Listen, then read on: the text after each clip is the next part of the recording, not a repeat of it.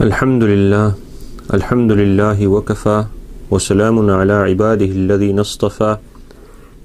Amma ba'du, fa'udhu billahi minash shaytanir rajim.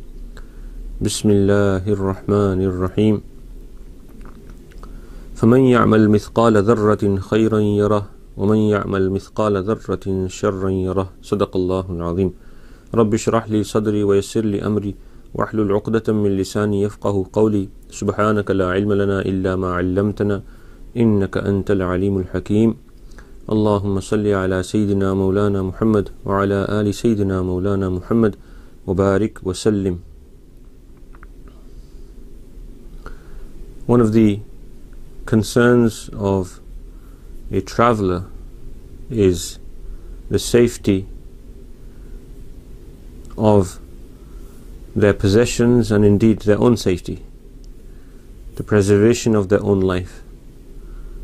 And now as ever, many people take special precautions when they travel around the world to ensure that they don't lose their goods, their assets, their luggage, their baggage, their possessions, their documents, and indeed that they are safe themselves.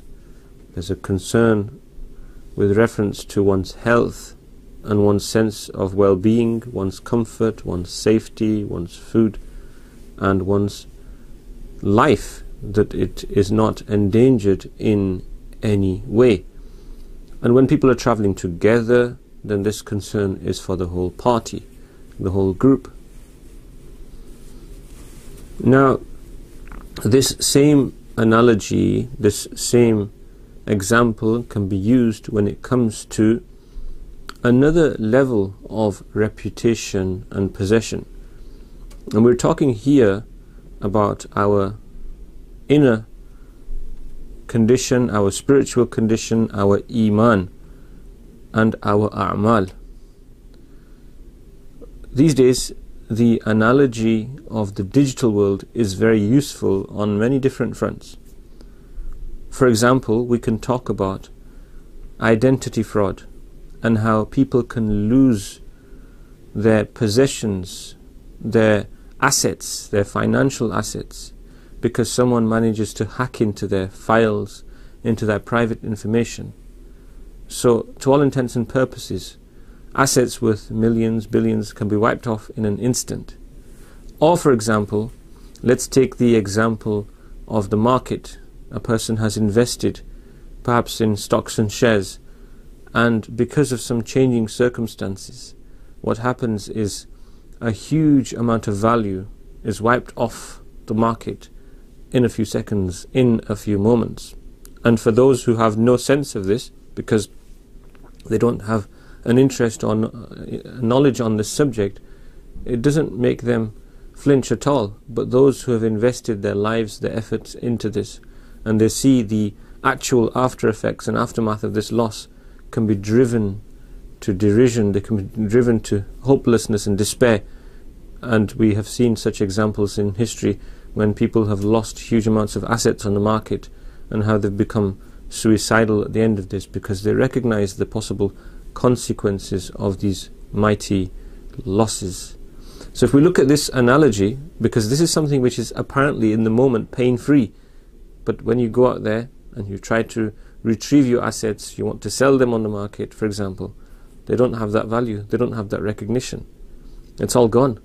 In a similar way, we carry with us our Iman and our A'mal, and they are our account, our Namai A'mal, our Sahifa of A'mal, our written record which the angels write down. Kiramun Katibin Ya'lamuna ma taf'alun, the two noble scribes to our right and left who write down our A'mal.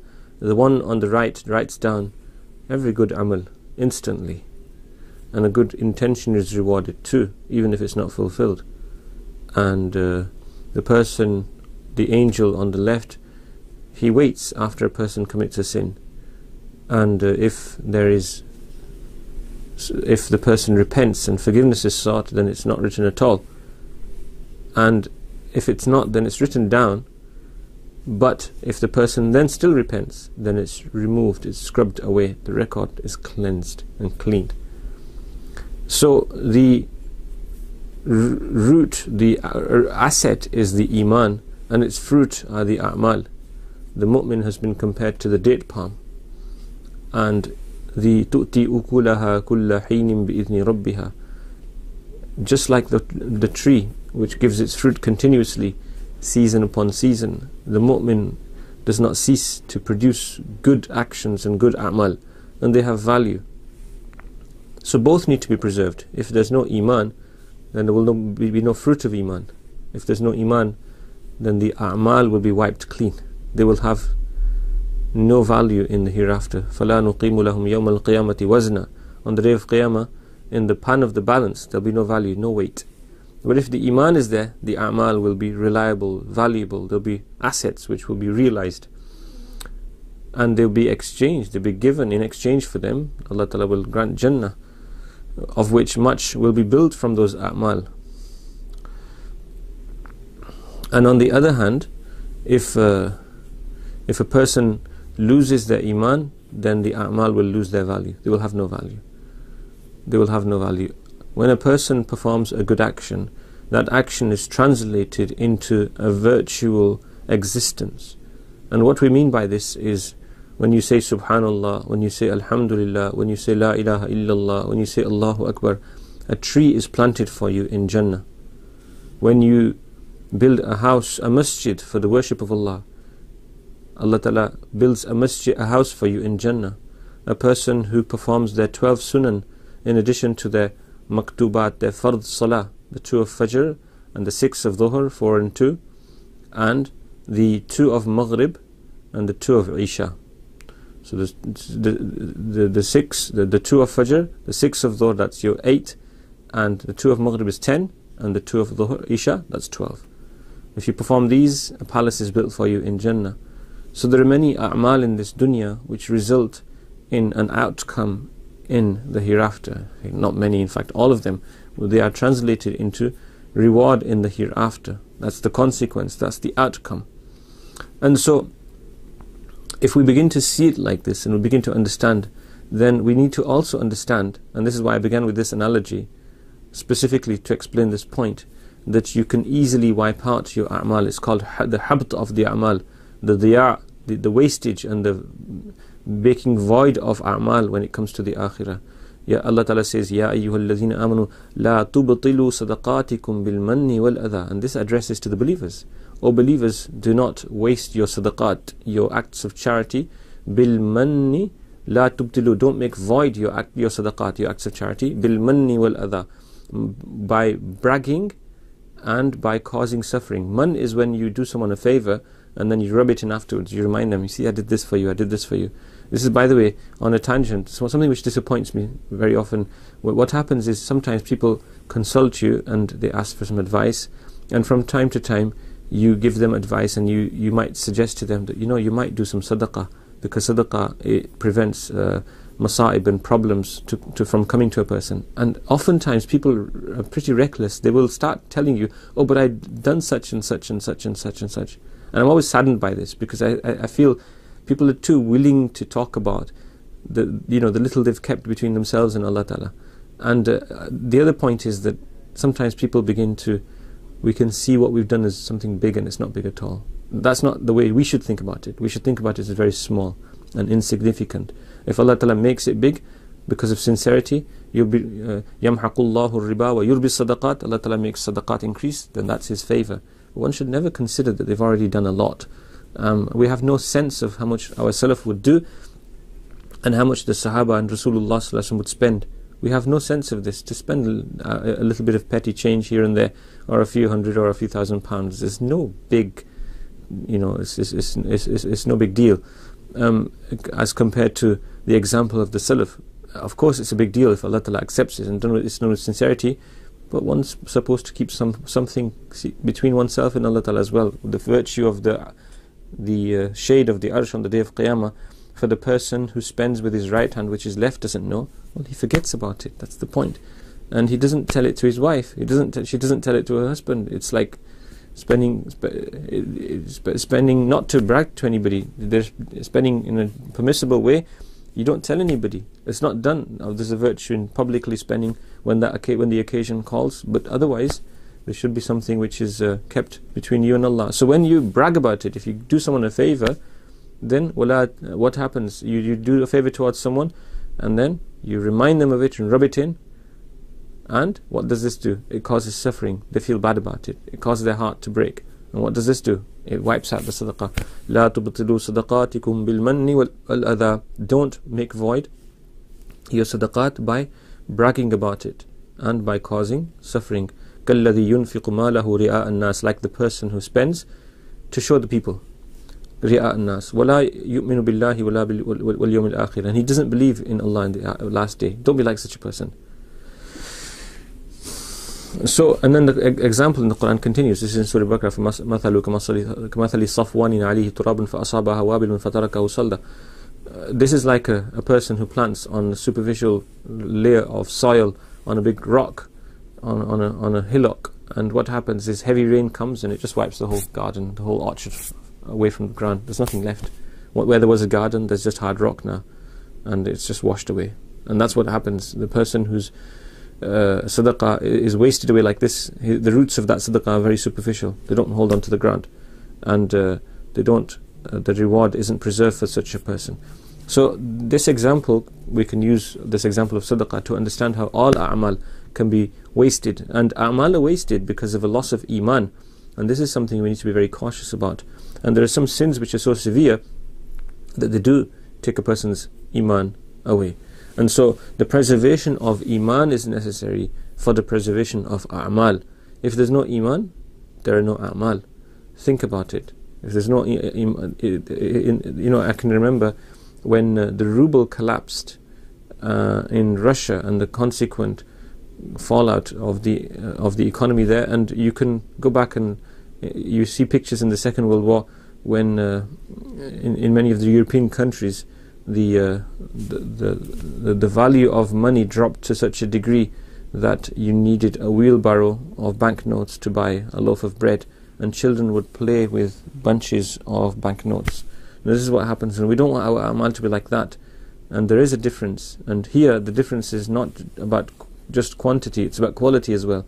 Rasulullah sallallahu alaihi wasallam said, لا تسبوا أصحابي فإن أحدكم لو أنفق مثل أحد ذهبا ما بلغ مد أحدهم ولا نصيفه أو كما قال عليه الصلاة والسلام. Don't criticize my Sahaba, because if one of you spend the equivalent of the mountain of Uhud in gold, it won't equate the mud of one of them, or even half of a mud. A mud is a small amount, like 3/4 of a litre. It's about this much, like a can of juice, a little bit bigger than that. The slightly larger cans, that kind of size. That's how much liquid we're talking about here. That's how much volume we're talking about here. So if a Sahabi spends that much, or half of it, like a handful of in Allah's path, and you spend in sadaqah of anything, and you spend gold, and the gold is equivalent to Uhud, you can't equate with the Sahaba's mud because of the state of their sincerity and iman. And so there is a difference in value and weight on the day of Qiyamah. On the day of Qiyamah, a big fat man will be placed in the scales. People will be weighed on occasion as well on the day of Qiyamah. There's different opinions. A'mal will be weighed, people will be weighed as well. So the hadith mentions this very huge person who'll be placed in the scales, but he'll have no weight. He won't have any value. On the other hand, Sayyiduna Abdullah ibn Mas'ud radiyallahu anhu was a very small, physically very small man, and yet of stature he was a giant. One time he was up a tree and his calf was exposed, and because of his very petite features, how small he was, it caused the Sahaba to smile. And the Prophet ﷺ explained that he would have huge weight on the day of Qiyamah. On the day of Qiyamah, a man will, his records will be brought forward. And in this dunya, what happens is sometimes when there's a major court battle, the files and the records are brought along, and they're in large quantity, so they have to be wheeled in. They have to be brought in, and you'll see photographs in the media of vans driving up to the courtrooms in big international cases which gain international coverage, because there are huge amounts of files which need to be cross-checked and examined and presented in the court. Well, similarly, on the day of Qiyamah, a man will have so many folders and records and files of bad actions in the dunya, sadd al-ufuq, that they will cover the horizon and the people will be watching, and they'll be placed in the pan of the balance. And it will be said, La dhulma al-yawm. Anything else, there'll be no oppression from Allah today. Anything else, bring it along. Let's have a fair case, a fair hearing. And a tiny piece of paper will be brought along, the size of the fingertip of a person. And it will be the one thing which will be placed on the side of the positive a'mal. It will be his Iman, La ilaha illallah. And in this case, in his case particularly, let's not be complacent, this will outweigh his mistakes. It will tip the other way, and he will be rescued because of his Iman. So, to come back to where I began from, time is it? 12:49. To come back to where I began from, we need to preserve our Iman and our A'mal. And the preservation of Iman, I'm going to mention a couple of points here, 2-3 points, which will be of benefit inshallah. Number one, it's necessary to have a base level of knowledge, general knowledge about Islam, about our Iman, about our Deen. Number one, this is absolutely crucial. There's a certain amount of knowledge which is fard, and to keep it fresh. So, if you have children, then one way of doing this is to use your children as a way of educating yourself. Just as you help them with their homework, perhaps, you can help them with their Deeni studies. You can revise your own rulings, both on your beliefs and on your basic actions, your a'mal. Something like Ta'limul Haq is a good book to use. Ta'limul Islam is available in English too, very good. So you read and teach, and read the seerah and teach it to your children. Read the Masnoon Du'as, teach them to your children. Revise your basic level of knowledge, your aqaid. When we talk about the sifat of Allah Ta'ala, that He's all-knowing, all-hearing, omnipotent, omniscient, these are not just things which we say. They're meant to be impregnated into our hearts. And so our basic belief about Allah, His Rasul sallallahu alaihi wasallam, the final messenger of Allah, the last day, the angels, the books of Allah, and the halal and haram. So number one, a basic level of knowledge is necessary. Number two, for the preservation of our deen, for our iman, our amal. Number two, we need to know our obligations towards Allah Ta'ala, what we have to do. It's not just the 5 pillars, it's about our financial dealings, our obligations towards relatives and so forth, inheritance law, marriage, and the rules relating to that, even divorce and the rules relating to that, so that that eventuality can be avoided, and if it happens, it's done properly and with dignity and according to the Sharia. And then the things which are haram, which we can't do, the prohibitions, we need to know this, our children need to know this. The difference between a small mistake and a major mistake. The committing of haram weakens a person's iman. Major sins weaken a person's iman. Preservation of iman is also a part of that, is avoiding sins. So basic knowledge, a knowledge of what's an obligation on us, an obligation, a knowledge of what's prohibited, and in addition to this, good company and good routines. And I'll quickly speak about this. Good company means being in the right company, being in touch with the right people, and not using random sources to learn about our deen. And good routines, we're talking here about feeding our hearts. We're talking about spiritual food. We're talking about our salah. We're talking about some tilawah, some tasbih and dhikr, some istighfar, and some meditation, some reflection. And this should be our habit from an early age. We can talk to our children about all the positives that happen during that day and how they're granted to them from Allah Ta'ala, and that will help us to think about the same things. And just while closing, let me remind you that this evening you can listen to our live stream. We're streaming our annual Khatmin Buddh Jalsa conference this evening from 6 p.m. and we invite you to share the link with your friends and family and watch it together as a family. There's speeches in English, there are speeches in Urdu, there are nasheed recited, and there is the qira'ah and recitation of the Quran. There's something there for everybody. It's over 3 hours long, and there's a lot of work behind this program for your benefit, inshallah. So listen to the program, listen to it again as well, and share it with others. Take time out. May Allah Ta'ala make this a means of the preservation of our deen and iman as well. The important aqidah of the finality of the prophethood of Rasulullah sallallahu alaihi wasallam. सामीन किराम, आज की इस नशिस्त में आज की गुफ्तगू ईमान की हिफाजत और नेक आमाल की हिफाजत से मुताल्लिक़ है। और मैंने इसकी मिसाल दी कि जिस तरह आजकल दुनिया में ऐसे बहुत होता है कि इन लोग تجارتوں میں شیئرز خریدتے ہیں، اور پھر جب کوئی اقتصادی حالات میں تبدیلی آتی ہے تو دیکھتے ہی دیکھتے اس کی قیمت، اس کی ویلیو بالکل ختم ہو جاتی ہے. تو جس نے بہت زیادہ سرمایہ لگایا ہوتا ہے، بسا اوقات اربوں خربوں کا نقصان لحظوں میں ہو جاتا ہے.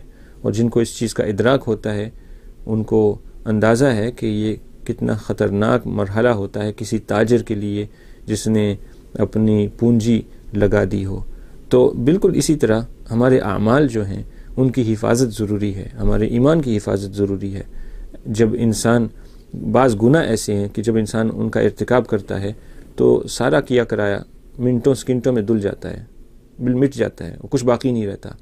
تو اس سے بچنے کی بہت ضرورت ہے، اپنے ایمان کی حفاظت کی بہت ضرورت ہے. تو ایمان کی حفاظت کے لیے سب سے پہلے تو یہ ہے کہ ایمان کے لیے ایک بہت بڑا فتنہ جہالت ہے، کہ جو دین کی بنیادی چیزیں ان سے ناواقفیت، جن کی وجہ سے انسان کے لیے بھٹکنا آسان. تو اس لیے عام طور پر بچپنے میں چند سنی ہوئی باتیں ہوتی ہیں، اس کے بعد پھر اہتمام نہیں کیا جاتا. تو جس طرح اپنی دنیا کے لیے ساری عمر مختلف کورسز، سیمینارز، لٹریچر سے استفادہ کیا جاتا ہے، اس سے زیادہ اہم ہے کہ ہم معتبر کتابیں، معتبر لٹریچر حاصل کریں اور معتبر لوگوں کی باتیں سنیں، تاکہ ہم دینیات، دین کی جو ضروریات دین ہیں ان سے واقف ہوں. اور ہمیں حلال اور حرام کا علم ہونا چاہیے، اور ہماری صحبت درست ہونی چاہیے. صحیح لوگوں کے ساتھ بیٹھیں تو ایمان کی حفاظت ہوتی ہے، غلط لوگوں کے ساتھ بیٹھیں تو دل میں وسوسے آتے ہیں، خدشات پیدا ہوتے ہیں، اور جس کی وجہ سے وہم، دل میں ایسے خیالات پیدا ہوتے ہیں جس کی وجہ سے انسان صراط مستقیم سے بھٹک جاتا ہے اور دور جا پڑتا ہے. اور اعمال کا ضیاع ہوتا ہے، گناہوں سے بھی ہوتا ہے، اور پھر کچھ مخصوص گناہ ایسے ہیں جن کی وجہ سے اعمال ضائع ہو جاتے ہیں. اور اگر خدا نخواستہ ایمان کے اوپر اثر پڑا تو اس کی وجہ سے بھی اعمال ضائع ہو جائیں گی. اب یہ ایمان ایسی چیز نہیں ہے، جیسے میں نے وہ سٹاکس اور شیئرز کی مثال دی ہے، کہ وہ ایسا نہیں ہے کہ جب انسان کا ایمان سلب ہو جائے خدا نخواستہ والعیاذ من ذالک تو اس وقت اس کو محسوس بھی ہو رہا ہو، کچھ ضروری نہیں ہے، بلکہ انسان کو پتہ بھی نہ ہو، اور وہ پہلے صبح اٹھا تو اس کے دل میں ایمان تھا، شام تک اس کا ایمان مٹ چکا ہے، تو اس کو پتہ، اس کا اندازہ بھی نہیں ہے. تو ضروری نہیں ہے کہ اس کا اندازہ ہو. تو اس لیے سنستدرجہم من حیث لا یعلمون، بسا اوقات کسی گناہ کی سزا میں اللہ تعالیٰ کی طرف سے دل پر جو ہے سزا کا اثر منتج ہوتا ہے، اور اس کے نتیجے میں بسا اوقات ایمان بھی ضائع ہو جاتا ہے. تو اس کی بہت فکر کرنی چاہیے اللہ تعالیٰ سے. اسی لیے تو ہر نماز میں سورہ فاتحہ پڑھی جاتی ہے، اہدنا الصراط المستقیم. تو ایک تو میں نے عرض کیا کہ جہالت ایک مستقل فتنہ ہے، تو ضروریات دین کے بارے میں اور حلال و حرام کا علم ہونا ضروری ہے. اس کے بعد پھر نیک صحبت، اور کبیرہ گناہوں سے تو خاص طور پر بچنا اور اپنے فرائض کو انجام دیتے رہنا، اور اس کے ساتھ ساتھ اپنے دل کو اس کی غذا اور خوراک بھی پہنچانا چاہیے. تو فرض نماز ذکر ہے اور یہ کھانا ہے، جیسے ڈرپ پر لگاتے ہیں مریض کو، تو اسی طرح فرض نماز جو ہے یہ اس میں اللہ کا ذکر، واقم الصلاۃ لذکری، تو اس کی جو حلاوت ہے اس سے ایمان تازہ رہے گا اور دل زندہ رہے گا. اور اس کے ساتھ ساتھ روزانہ تلاوت بھی کرنی چاہیے اور تسبیحات کا بھی اہتمام کرنا چاہیے. تو صحبت، نیک صحبت اور اپنے اعمال میں پابندی اور علمی بنیاد پختہ ہونی چاہیے تاکہ ہمارے ایمان کی حفاظت ہو. اسی سلسلے میں جو اسلام کے اہم عقائد میں سے ایک بنیادی عقیدہ ہے کہ نبی کریم صلی اللہ علیہ وسلم خاتم النبیین ہیں، اللہ کے آخری پیغمبر ہیں، آپ کے بعد کوئی نیا نبی دنیا میں آنے والا نہیں ہے. اس سلسلے میں ہمارا سالانہ ختم نبوت جلسہ آن لائن نشر ہوگا آج شام کو 6 بجے سے لے کر.